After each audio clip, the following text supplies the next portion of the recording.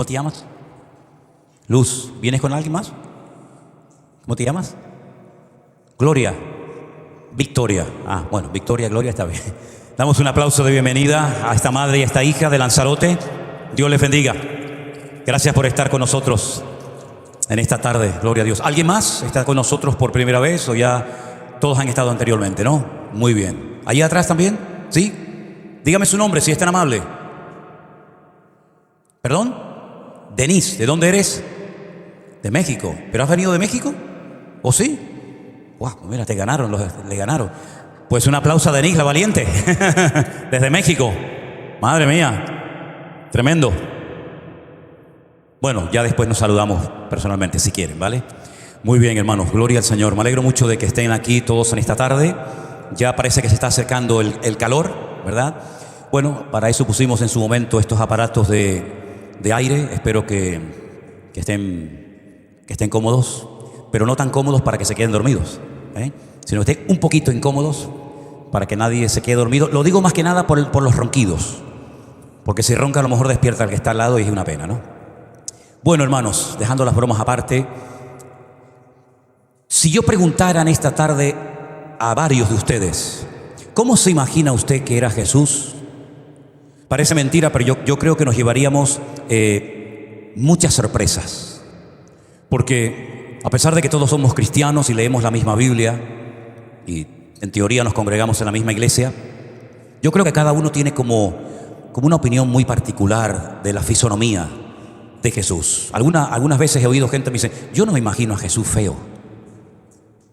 Sin embargo, la Biblia dice que no había ningún parecer atractivo físico en él. Lo dice Isaías. Otros se lo imaginan un hombre alto, fuerte. Sin embargo, Jesús parece que pasaba desapercibido.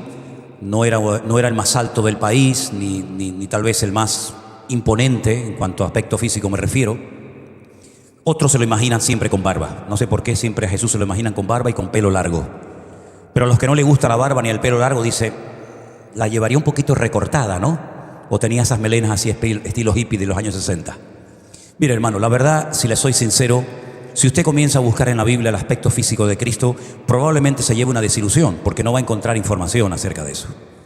Realmente no sabemos si era alto, bajo, gordo, feo, blanco o moreno. No sabemos absolutamente nada de su aspecto físico. Claro, si hubiéramos sido discípulos de Cristo y le hubiéramos preguntado a Pedro, a Jacobo, a Juan, a Santiago, a Tomás, a Bartolomé, etcétera, pues ellos te hubieran dicho, pues no, mira, era así, así, así. Pero nosotros no le conocimos así físicamente, ¿no? Personalmente. Toda la información que tenemos de Jesús es, pues, de la Biblia y de esa experiencia, de ese encuentro personal, espiritualmente hablando, ¿verdad?, que hemos tenido con Él. Pero sin embargo hay un autor del Nuevo Testamento que es Pablo, el apóstol Pablo, no podía ser de otra manera, que nos describe un poco quién era Jesús. Vamos a poner ahí en la pantalla la lectura de Colosenses capítulo 1 y vamos a leer, si les parece, a partir del versículo 15. Y ahí vamos a encontrar datos muy interesantes acerca de la persona de Jesús. Por ejemplo, lo primero que se nos dice en este texto es que Jesús, el Señor Jesucristo, era la imagen del Dios invisible. Dice la Biblia que a Dios nadie lo ha visto jamás. Pero sin embargo, una vez el Señor Jesucristo le dijo a sus discípulos, el que me ha visto a mí, ha visto al Padre. Por lo tanto, no me estén preguntando o pidiendo, muéstranos al Padre, porque te repito, el que me ha visto a mí, ha visto al Padre. Porque dice aquí, Él era o es la imagen del Dios invisible, el primogénito de toda la creación. Y hay una secta por ahí que ustedes conocen, que utilizan o mal utilizan este texto para decir que Jesús fue un ser creado, porque como pone que era el primogénito, pero la palabra primogénito no es que fue el primer ser creado por el Padre o por Dios, sino es un título honorífico, ¿verdad? Como Rey de Reyes, Señor de Señores, admirable, consejero, príncipe de paz, Dios eterno, primogénito de la creación, es decir, el número uno, ¿verdad? Y no es que fue el primer ser creado, sino todo lo contrario, ¿vale? Así que estos dos datos son muy interesantes. La imagen del Dios invisible y el primogénito, lo más importante, el número uno de toda la creación. Ahora escuche bien. Por Él, por Cristo, fueron creadas todas las cosas.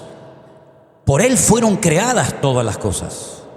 Las que hay en los cielos, las que hay en la tierra, visibles o invisibles. Sean tronos, dominios, principados, potestades, todo fue creado por medio de Él y para Él. Es decir, que cuando uno comienza a leer la Biblia desde el principio y lee ese texto que dice: en el principio creó Dios los cielos y la tierra, no choca frontalmente con la información que Pablo nos está dando acerca de Jesús, porque uno no tiene por qué preguntarse. Es una pregunta de alguien que no entiende este concepto. Pero entonces, ¿quién creó el universo? ¿Dios o Jesús? Porque si en el Génesis 1:1 dice que Dios creó los cielos y la tierra, ¿por qué ahora aquí en Colosenses 1:16 dice que por Él fueron creadas todas las cosas? Una de dos: o se contradice Génesis con Colosenses, o Colosenses se contradice con Génesis. Pero como sabemos que en la Biblia no hay ningún tipo de contradicciones, amén, hermanos. Yo llevo 40 años preguntándole a los que dicen: no, es que la Biblia está llena de contradicciones. Yo los desafío y les digo: bueno, muéstrenme una. Pero todavía no ha aparecido. No sé si en algún momento alguien se atreverá a decir: mira, aquí hay una contradicción. No hay contradicciones en la Biblia. Entonces, ¿por qué dice Pablo que por Jesús fueron creadas todas las cosas? Y Moisés, que fue el autor del libro del Génesis, dice que Dios creó todas las cosas. ¿No será más bien que son la misma persona? ¿No será que Jesús es Dios en carne y hueso? Como que no están muy convencidos. Pues procuren convencerse de esto, porque esta es la realidad. Jesús, uno de los títulos que recibe para conocer mejor su esencia y su naturaleza, es Immanuel en hebreo. Emmanuel, Dios con nosotros. No es un Dios inferior, no es un Dios más chiquitito, menos poderoso, menos omnipresente, menos omnipotente. No, es el mismo Dios. Pasa que Dios en el Antiguo Testamento hablaba, no se manifestaba de una forma humana, no se materializaba, por decirlo de alguna manera. Y en el Nuevo Testamento Jesús es la imagen de Dios, es Dios en carne y hueso. Y Él es antes de todas las cosas. Versículo 17. Él es antes de todas las cosas. Antes de que existiera Adán y Eva, ya Él existía. Antes de que existiera el jardín del Edén, ya Él existía. Antes de que existieran las estrellas, el sol, la luna, los planetas, las constelaciones, ya antes de todo eso, Él ya existía. Porque Él es la existencia en sí misma. Él era antes de todas las cosas y todas las cosas en Él subsisten. Después explicaremos qué significa eso. Versículo 18. Él es la cabeza de la iglesia, o la cabeza del cuerpo, que es la iglesia, el que es el principio, el primogénito de entre los muertos, para que en todo tenga la preeminencia, por cuanto agradó al Padre que en Él habitase toda la plenitud, y por medio de Él reconciliar consigo todas las cosas, las que están en la tierra, las que están en los cielos, haciendo la paz mediante la sangre de su cruz. ¿Cuántos dicen amén? Esta descripción que Pablo está dando aquí es realmente impresionante. Ahora, hay que ubicarse un poco en el contexto en el cual Pablo decide hablar con esta profundidad a esta iglesia. Aquí tenemos otro ejemplo de una iglesia que no fue fundada y por supuesto no fue pastoreada por Pablo, sino que por sus colaboradores, por los miembros de su ministerio, se establecieron diferentes iglesias. Y él sabía de esta iglesia, lógicamente, pero no fue él directamente el que la estableció, pero decide en un momento puntual de la historia de esta congregación escribirle esta carta que tiene una profundidad impresionante, tremenda. Porque Pablo menciona aquí aspectos de la esencia, de la naturaleza de Jesús que no menciona en ninguna otra parte. Porque él conocía perfectamente la figura de Jesús.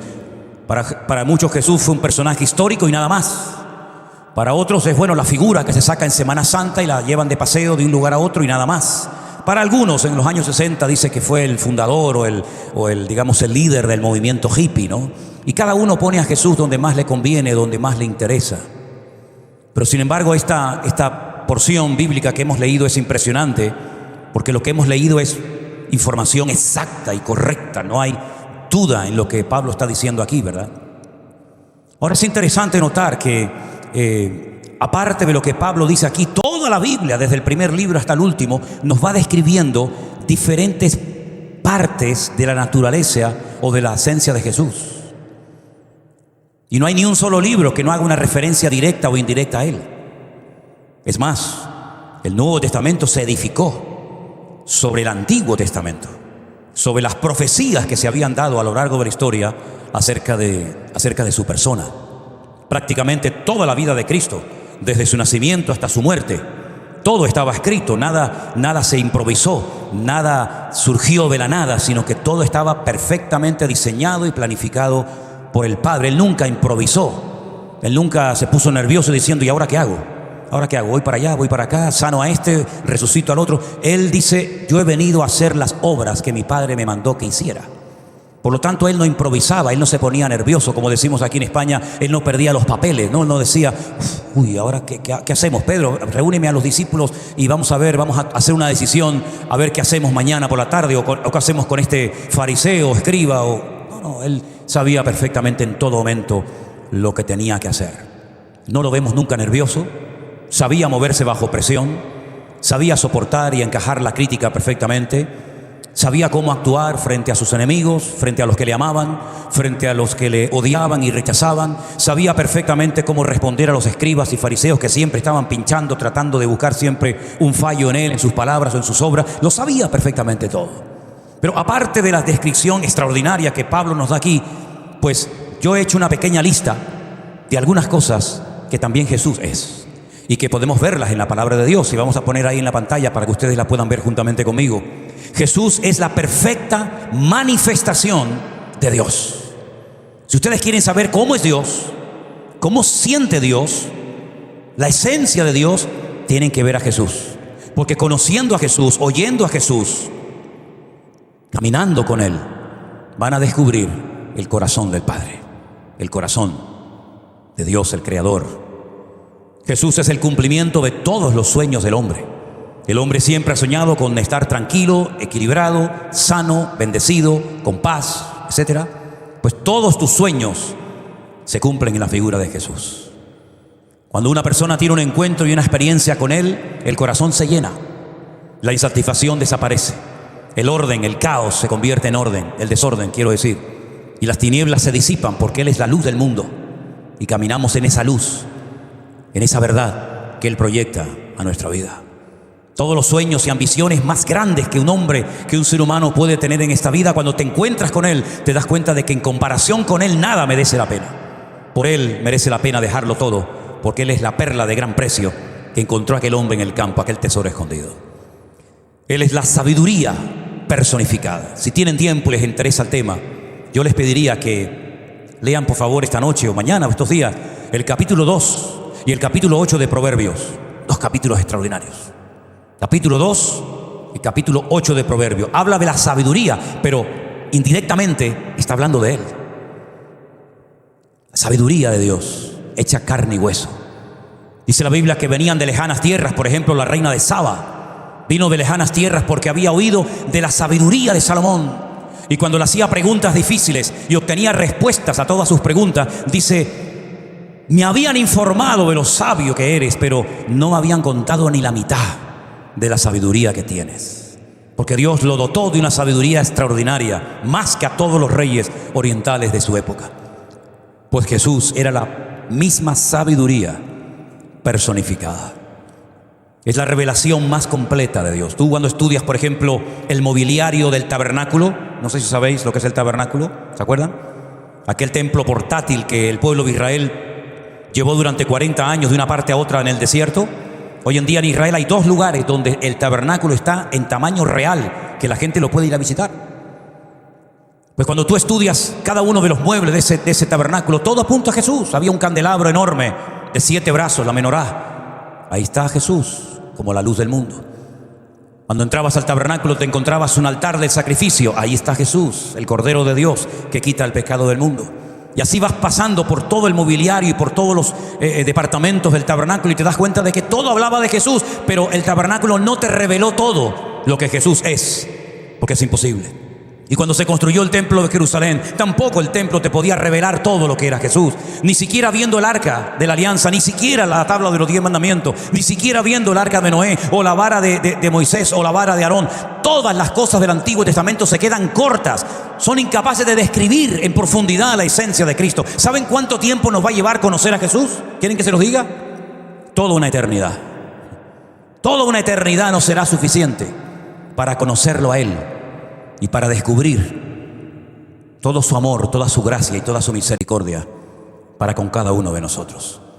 Así que si buscas sabiduría, si buscas un conocimiento real, no te metas en cosas raras como metafísica y estas historias raras que al final te van a volver más loco de lo que estás, sino métete en Cristo, que es la sabiduría personificada, y vas a ser un hombre sabio, un hombre prudente y un hombre lleno de la presencia de Dios. Jesús, además, es el que mantiene unido y en equilibrio constante y permanente el universo. Ningún planeta choca con otro planeta. El Sol siempre sale por el mismo lado hace miles, millones de años. Nunca da marcha atrás. Las estaciones del año, las constelaciones, los planetas, los satélites, todo hay una perfección absoluta. ¿Quién es el que está detrás de todo eso? Algunos dirán, bueno, hay leyes de la naturaleza, y créame que yo me he leído esta semana docenas y docenas de leyes que la mayoría de ellas llevan el nombre del que las descubrió. No el que las inventó, sino el que las descubrió.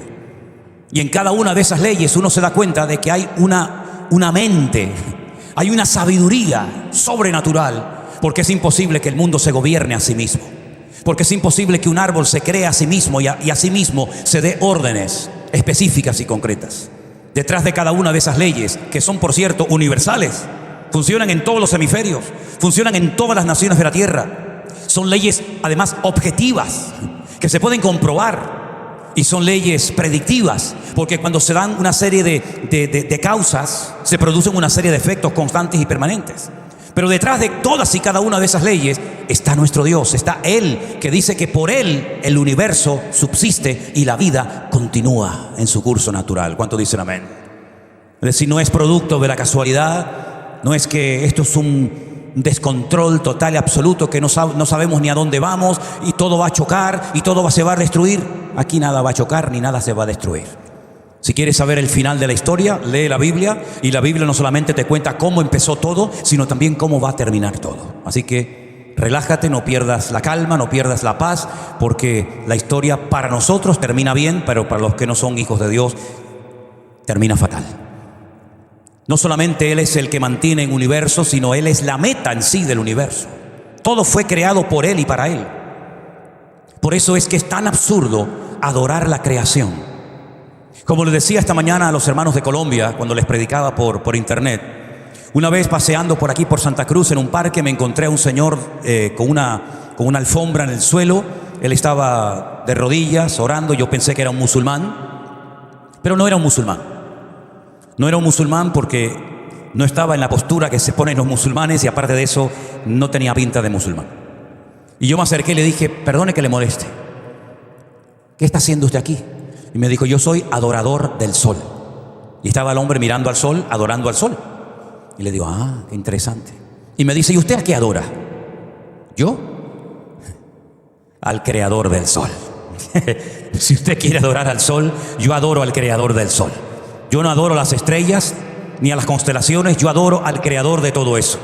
Yo no adoro a los animales, yo adoro y honro y sirvo al creador de la creación, porque al Señor tu Dios adorarás y a Él solo servirás. Fuertes aplausos a nuestro Dios. A Él adoramos y a Él honramos, no a las criaturas, sino al Creador. Aleluya. ¿Cuántos temas se pueden sacar de la Biblia? Miles. Podemos hablar, quieren, de matemáticas, de economía, de familia, de sexo, de lo que quieran. Todos los temas que se te vengan a la cabeza, todo está en la Biblia. ¿Quieres hablar de cómo se fundaron y cómo se establecieron las naciones? ¿De dónde salieron los blancos, los negros, los chinos? ¿Por qué fueron unos a un lado? ¿Por qué fueron otros a otro lado? ¿Cuánto tiempo tiene la tierra? Todas esas cosas están en la Biblia. Pero la enseñanza más sublime, la enseñanza más profunda y maravillosa, sin lugar a dudas, es hablar de Él. Porque si sacamos a Cristo de la Biblia, es un libro muy interesante, pero es un libro que se queda vacío, porque lo que le da credibilidad a la palabra es saber que detrás de esta palabra escrita está el creador del universo, que es nuestro Señor Jesucristo. Cuando yo entendí estas cosas, que no me las explicaron cuando estaba estudiando con los salesianos o con los maristas, cuando yo entendí estas cosas, que el creador del universo se humanó, se encarnó y vino a este mundo a morir por mí, a mí no me entraba eso en la cabeza. A mí no me entraba eso en la cabeza. Y yo me paraba muchas veces en mi habitación y decía: Dios mío, con los miles y miles y millones de seres humanos que hay en el planeta Tierra, ¿cómo es posible que yo decía en aquel momento, haya tenido la suerte de conocerte a ti? Podía haber muerto en el vientre de mi madre, podía haber muerto antes de conocerte, pero que yo haya tenido la dicha, el privilegio, la suerte, yo decía, de conocerte a ti con toda la gente que hay en el mundo, no me entraba en la cabeza. Y cuanto más leía la Biblia, más lo conocía. Y cuanto más lo conocía, más me enamoraba de él. Y cuanto más me enamoraba de él, más me metía en la palabra. Y así llevo más de 40 años intentando conocerle e intentando servirle. Porque no hay tema más maravilloso en la Biblia que hablar de nuestro Señor Jesucristo. Qué disparate tan grande cometió el pueblo de Israel hace 2000 años cuando lo rechazó, creyendo que era un falso Mesías, y después al poco tiempo recibiendo a otros falsos Mesías como si fueran los verdaderos. Qué disparate tan grande cometieron aquellos que le rechazaron y pidieron a Pilato que lo crucificara en una cruz. Qué terrible delito cometieron aquellos que, sabiendo que era inocente, que había sanado a miles de enfermos y había transformado miles de vidas, como cobardes, ninguno fue capaz de defenderlo cuando estaba colgado en aquella cruz desde las 7 de la mañana hasta las 3 de la tarde. Por eso dice la Biblia que cuando le vean venir, harán lamentación por él, porque verán al que traspasaron. Y se cuenta la historia, y ustedes la saben perfectamente porque no es la primera vez que la cuento, que cuando se estaba reconstruyendo el templo de Jerusalén, el segundo templo, en el mismo lugar donde tiene que ser restaurado el tercer templo, pues la Biblia daba instrucciones concretas y específicas acerca de la construcción de ese templo, de ese edificio. Y no se podían hacer ruidos. No se podían hacer escándalos en el templo porque era un lugar sagrado, un lugar santo. Todo tenía que hacerse en calma, en silencio, con una reverencia y con un respeto tremendo. Y esas piedras venían cortadas y numeradas desde la cantera para que no hicieran escándalos en aquel lugar, sino que vinieran, colocaran la piedra en su sitio y después la otra y después la otra y así sucesivamente. Llegó un día una piedra que según los edificadores venía defectuosa. Llegó el día cuando los edificadores dijeron: esta piedra no encaja en ninguna parte. Y entonces cogieron esa piedra y la lanzaron al barranco, al torrente del Cedrón, que era donde quemaban la basura. Y siguieron construyendo el templo. Y llegaron a la conclusión de que esa piedra que habían desechado era la más importante de todas, porque era la cabeza del ángulo. Era la que trancaba, era la que cerraba la construcción. Sin esa piedra no se podía inaugurar el templo. Sin esa piedra eran vulnerables porque podían entrar los enemigos. Sin esa piedra no tenía ningún sentido todo el trabajo que habían realizado. Tuvieron que bajar a lo profundo del barranco del torrente del Cedrón y recuperar la piedra. Y ahí viene el texto que dice: y la piedra que desecharon los edificadores llegó a ser la cabeza del ángulo, la más importante, la principal. Y entonces es cuando el profeta dice: exactamente igual lo desechasteis a él. Lo sacasteis fuera de la ciudad y le pedisteis a Pilato que lo crucificara y acabara con su vida. Por eso dice la Biblia que cuando él retorne otra vez y todo ojo le vea y toda lengua confiese que él es el Señor y todo el mundo se incline ante él diciendo: tú eres el Rey de Reyes y el Señor de los Señores, harán gran lamentación por él, porque se llevarán las manos a la cabeza reconociendo que aquel que desecharon era el verdadero y aquel que aceptaron era el falso. Gracias al Señor que nosotros no tomamos aquella terrible decisión. Espero que ninguno de los presentes y ninguno de los que están siguiendo en directo esta retransmisión sea tan osado, atrevido y hasta cobarde de no confesar que Cristo es el Señor para gloria de Dios Padre, de no darle toda la gloria y el reconocimiento a Él, sino creer que era uno más, uno de tantos que vino. No, mis queridos hermanos, Jesús no fue un profeta más como algunos lo consideran.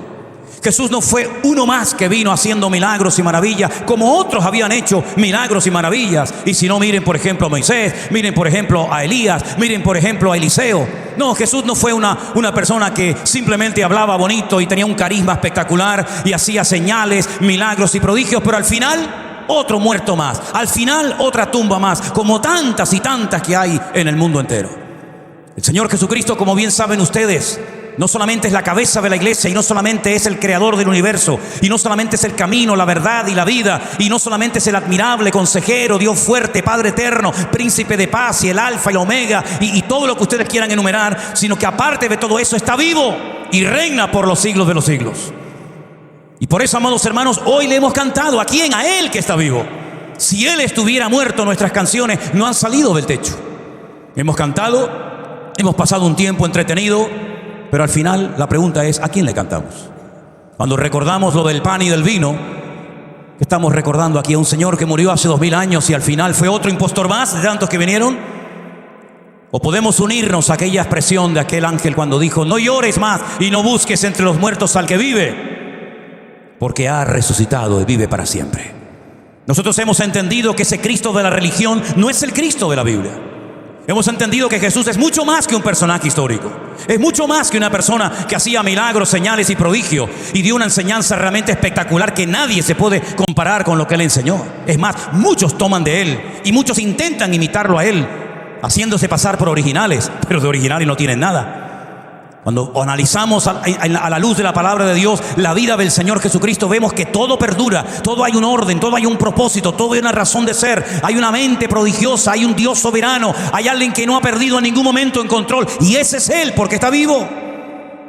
Y Él dijo a sus discípulos, y os lo recuerdo esta tarde a todos ustedes, no se turbe vuestro corazón. ¿Creéis en Dios? Creed también en mí. En la casa de mi Padre muchas moradas hay. Si así no fuera, yo os lo hubiera dicho. Voy pues a preparar un lugar para vosotros, para que donde yo estoy, vosotros también estéis conmigo. Y sabéis a dónde voy, y sabéis el camino. Entonces ahí le interrumpe un discípulo y dice, Señor, no sabemos a dónde vas, ¿cómo vamos a saber el camino? Y le dijo, yo soy el camino, yo soy la verdad, y yo soy la vida. Y nadie viene al Padre sino solamente a través de mí. Y cuando habla de la figura del Padre, otro discípulo le interrumpe y dice, bueno, muéstranos al Padre. Ya que estás hablándonos de cosas tan profundas e interesantes, muéstranos al Padre. Y con eso nos quedamos satisfechos. Y le dice, tanto tiempo hace que estoy con vosotros, Felipe, y no te has dado cuenta, no te has percatado que el que me ha visto a mí, ha visto al Padre. Hermanos queridos, nosotros tenemos una revelación completa de la figura de Cristo. Y si esto fuera poco, si se te queda pequeño, que no lo creo, el Evangelio de Mateo, que te lo presenta como el cumplidor de las sagradas escrituras del Antiguo Testamento, si se te queda corto el Evangelio de Marcos, donde lo ves como el siervo obediente y sumiso al Padre, si se te queda corto el Evangelio de Lucas, donde se le presenta a su audiencia como el hombre perfecto, el hombre acabado, el hombre que no comete errores, el hombre, ¿verdad?, que desde que se levanta hasta que se acuesta todo lo tiene bajo su control y dominio. Si se te queda corto el Evangelio según San Juan, donde lo ves de tantas formas diferentes, entonces vete al último libro de la Biblia, al libro del Apocalipsis, donde dice la Biblia que cuando Juan lo vio, dice, cuando lo vi, caí como muerto a sus pies. Caí como muerto a sus pies. Ese fue el hombre que se recostó en el costado de Jesús la noche que él dijo, uno de vosotros me va a entregar. Y fue el único que se atrevió a decir, ¿quién es, Señor? ¿Quién es el que te va a entregar? ¿Quién es el que te va a traicionar? Y el Señor le reveló quién era y le dijo, el que moja conmigo su pan en vino, ese es. Ese hombre que vivió tan cerca de Cristo, que fue el único que tuvo el valor de estar hasta el último instante al pie de la cruz, junto con su madre y otras mujeres más. Ese fue el que cuando lo ven en el libro del Apocalipsis, en la isla de Patmos, dice, cuando lo vi, caí como muerto a sus pies. Porque lo vi como nunca antes lo había visto. Ni siquiera cuando se transfiguró en el monte Tabor, cuando apareció Moisés y Elías, yo nunca lo había visto así. Porque su ropa era como blanca lana. Y sus ojos eran como llama de fuego. Y tenía un cinto de oro por el pecho. Y sus pies eran como el bronce bruñido. Y cuando hablaba como estruendo de muchas aguas. Pero dice la Biblia, Él puso su diestra sobre mí y me dijo, no temas, Juan, tranquilo, no temas. Yo soy el primero y el último, el que estuve muerto, mas he aquí que vivo por los siglos de los siglos. Amén. Levántate y escribe y envía este mensaje a las 7 iglesias de Asia Menor, a Éfeso, Esmirna, Pérgamo, Tiatira, Sardis y Filadelfia. Y diles que yo vengo pronto y mi galardón conmigo. Pero dile a algunos de mis hijos en algunas congregaciones que tienen nombre de que viven, pero están muertos. Y dile a otras congregaciones que llevo tiempo tocando a la puerta y no se han percatado de que yo ya no estoy entre ellos. Y dile a otras iglesias que tengo contra ellos que ya no me aman tanto como me amaban al principio, sino que han dejado su primer amor. Y comienza a darles palabras y mensajes e instrucciones para iglesias, y uno comienza a descubrir otros aspectos de la naturaleza de Cristo, y títulos y nombres y cosas que nunca uno había visto en todos los libros del Antiguo ni del Nuevo Testamento. ¿Por qué? Porque, como dije antes, una eternidad no nos alcanzará para terminar de conocer quién es nuestro Señor Jesucristo. Por eso es que no entiendo por qué algunos abandonan el camino y vuelven atrás. Por eso es que no entiendo cómo hay algunas personas que pusieron su mano en el arado y vuelven atrás, como la mujer de Lot, que dice la Biblia que miró atrás y quedó inservible, convertida en estatua de sal. Por eso es que no entiendo cómo algunas personas se atrevieron a decir: déjame que primero me despida de mi familia, déjame que primero entierre a mi padre y después vendré y te seguiré. Por eso es que no entiendo cómo el Señor nos llama a las bodas, a tener comunión y relación con Él. Y algunos dicen: es que me acabo de comprar una yunta de bueyes y tengo que ir a probarla. Pero, amados hermanos, la Biblia ya nos dice, palabras textuales de Él, que en los postreros días el amor de muchos se enfriaría. Yo espero que no haya nadie frío en esta tarde aquí, espiritualmente hablando. Espero que no haya nadie que diga: bueno, yo fui un buen cristiano, incluso llegué a servir al Señor, pero hoy tengo nombre de cristiano, pero estoy muerto. Y estoy seco como aquellos huesos de la visión de Ezequiel en el Antiguo Testamento. Yo espero que ninguno de nosotros nos esté pasando lo de aquellas vírgenes que salieron muy animadas y muy contentas a recibir al esposo, pero dice la Biblia que cabecearon, se quedaron dormidas, y cuando vino el novio se dieron cuenta de que no tenían aceite de repuesto, y entonces fueron a las que tenían. Pero como el aceite no se puede compartir, como la unción no se puede transmitir, le dijeron a aquellas: vayan y compren para ustedes, no sea que compartamos con ustedes y al final no tengan ni ustedes ni nosotras. Salieron muy animadas, pero no llegaron a entrar en el gozo de su Señor. Yo espero que no haya nadie que haya estado congregándose durante años en esta iglesia y al final no llegues al reino de los cielos por un poquito que te faltó. Yo espero que seas de esos que dijo el Señor: mas el que persevere hasta el fin, ese será salvo. Yo espero que aguantes hasta el final y no te canses en esta carrera que tenemos por delante, sino que la corras con paciencia, despojándote del todo el peso que te asedia y poniendo la mirada en Él, ¿verdad? Y sabiendo que cada día el Señor renueva nuestra fuerza de tal manera que puede decir el débil: fuerte soy en el Señor mi Dios. Aleluya. Así que, mis queridos hermanos, esta descripción que nos hace Pablo aquí acerca de Cristo nos tiene que conmover, porque tú no has puesto tu fe en un hombre. A mí me hace mucha gracia, esta tarde me pasó cuando vino una parejita, dicen que venían de Alemania, porque el papá de esta muchacha dice: es que mi papá es fan suyo, me dice, mi papá es fan suyo. Y yo digo: fan, o fun, fan o fun, como decimos aquí, ni fu ni fa. Fan mío, pobrecito. Si usted es fan mío, amigo, que Dios le coja confesado. Usted tiene que ser fan y seguidor de Cristo. Es a Él al que tenemos que mirar, seguir y obedecer, aunque sea con los ojos cerrados, porque la fe nos permite ver aquellas cosas que no son como si ya fuesen, y aquello que no es como si ya fuera. Así que, mi querido hermano, en esta descripción que hemos leído en esta tarde, vemos que Él es el centro del universo, y tiene que ser el centro de la iglesia, y tiene que ser el centro de nuestras vidas. Tenemos que girar en torno al Señor, y no el Señor girar y seguirnos a nosotros como algunos pretenden. ¿Somos nosotros seguidores de Cristo, sí o no? Entonces te puedes llamar cristiano. Pero si lo que pretendes es que Cristo te siga a ti y que cumpla tus órdenes y tus instrucciones, entonces no utilices un nombre que te viene grande, amigo. Cristiano significa un hombre y una mujer que siga a Jesús. Y siga a Jesús porque sabe que está vivo. Y siga a Jesús porque sabe que esa es la verdad. Y siga a Jesús porque sabe que no hay otro nombre bajo el cielo dado a los hombres a través del cual podamos ser salvos. Y siga a Jesús porque sabe que es el autor de la vida y el consumador de la fe.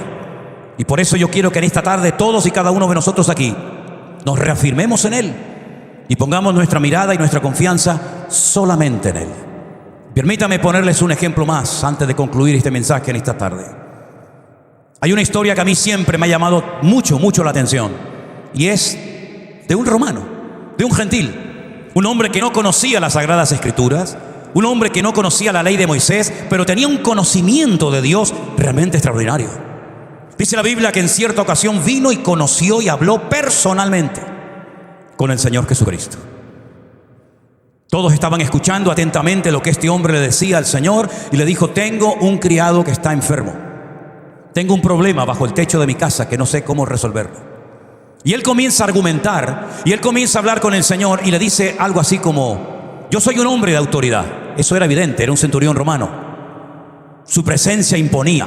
Solamente ver por la calle un centurión romano y a la gente temblaba. Es como cuando vamos por la carretera y no sé por qué aparece la pareja de la Guardia Civil. Y no sé por qué todos levantan el pie. Y cuando van adelante dicen: por si acaso me quedo aquí atrás. No estás haciendo nada malo, vas en regla, tienes los papeles, tienes el carnet de conducir, tienes todo, no vas borracho, no has robado el coche, no has secuestrado a nadie. Amén, hermanos.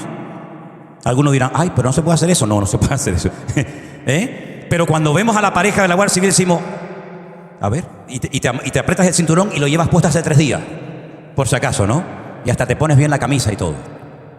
Cuando veían pasar a un centurión romano, la gente se asustaba, porque este hacía así y te quitaba la vida cuando le diera la gana. Y de repente, cuando ven que un centurión romano va a hablar con el Señor, capaz que alguna mente perversa habrá dicho: viene a prenderlo y a llevarlo preso. Pero no. Para sorpresa de todos, vino a pedir un favor. Y viene a decirle al Señor que sane a su criado que está enfermo.